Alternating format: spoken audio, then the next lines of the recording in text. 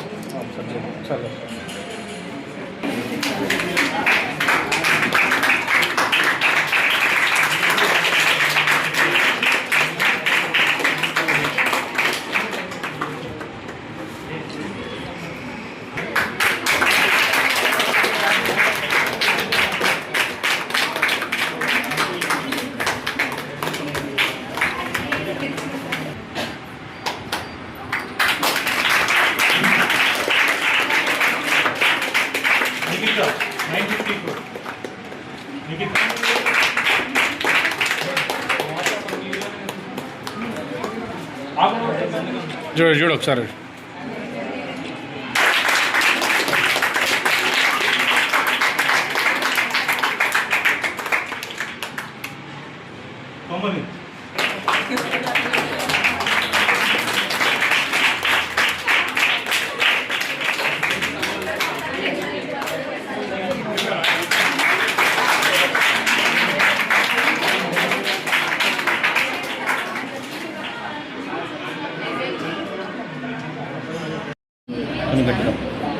నా పేరు డి సుభాష్ని. నేను రూరల్ ఎస్ఐగా వర్క్ చేస్తున్నాను. ఈరోజు ఇక్కడ K9 ఎడ్యుకేషన్ అకాడమీ వారు నన్ను ఇన్వైట్ చేశారు. వాళ్ళకి నేను స్టూడెంట్స్కి ఇచ్చే సందేశం ఏంటంటే వాళ్ళు ఎప్పుడూ మంచిగా చదువుకుని ఉన్నత శిఖరాలకు వెళ్ళి వాళ్ళ పేరెంట్స్కి ప్రౌడ్గా చేయాలని చెప్పేసి నేను చెప్పడానికి వచ్చాను. సో ఇక్కడ పిల్లలు చూస్తే నాకు చాలా ఆనందంగా ఉంది.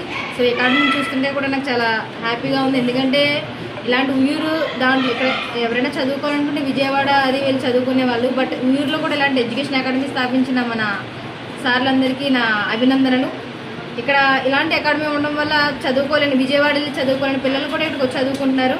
సో ఆ ఇన్స్టిట్యూట్ని నేను చాలా అభినందిస్తున్నాను. ఇలాంటి అవకాశం కొంతమంది పేదవాళ్ళు ఉంటారు, ఎవరు చదువుకోలేని వాళ్ళని కూడా వచ్చి ఇలాంటి అకాడమీలో జాయిన్ చేసి మంచిగా చదువు నేర్పుతున్న లెక్చరర్స్ కానీ స్టాఫ్ కానీ నా అభినందనలు.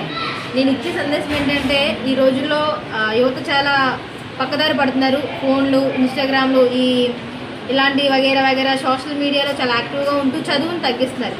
సో ఇలాంటివన్నీ ముందు తగ్గించుకుని జీవితంలో ముందుకు వచ్చి దాని తర్వాత సోషల్ మీడియాలో ఏదైనా మనం పెట్టుకోవచ్చు, లైక్ పోస్టులు అని చెప్పేసి ఏదైనా చెప్పేసి. సో ముందు సెటిల్ అవ్వాలి జీవితంలో. సో డ్రగ్స్ విషయంలో కూడా చాలా దూరంగా ఉండి ఈ గంజాయి, ఈ మాదక ద్రవ్యాలు దూరంగా ఉండాలని చెప్పేసి నేను సజెస్ట్ చేస్తున్నాను స్టూడెంట్స్కి. So all the best for future. Thank you. అవునా? నీ పేరేంట్రా? ఉంచా ఒకసారి పేరేంటి?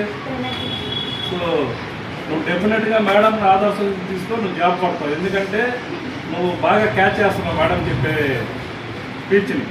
ఓకేనా? డెఫినెట్గా నీ హైట్కి నీ ఇదికి కొట్టగలవు. ఓకేనా?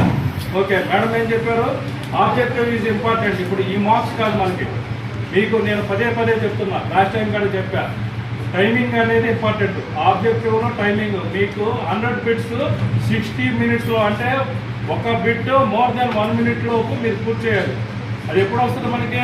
ప్రాక్టీస్ చేసి వస్తుంది. ఇక్కడ మ్యాథ్స్ సార్ క్లాస్ చెప్తారు, మీరు ఇంటికి వెళ్తారు, ఇంటికి వెళ్ళి ఫోన్ చూస్తా కూర్చుంటే మీరు అచీవ్ చేయలేరు. అర్థమైందా? అచీవ్ చేయలేరు. మీరేదో ప్యాషనేట్గా అందరూ కంప్యూటర్ సైన్స్ తీసేసుకుని కంప్యూటర్ సైన్స్ ఇంజనీరింగ్లో అయితే ఏమవుతుందో మీరు ఒకసారి ఊహించుకోండి.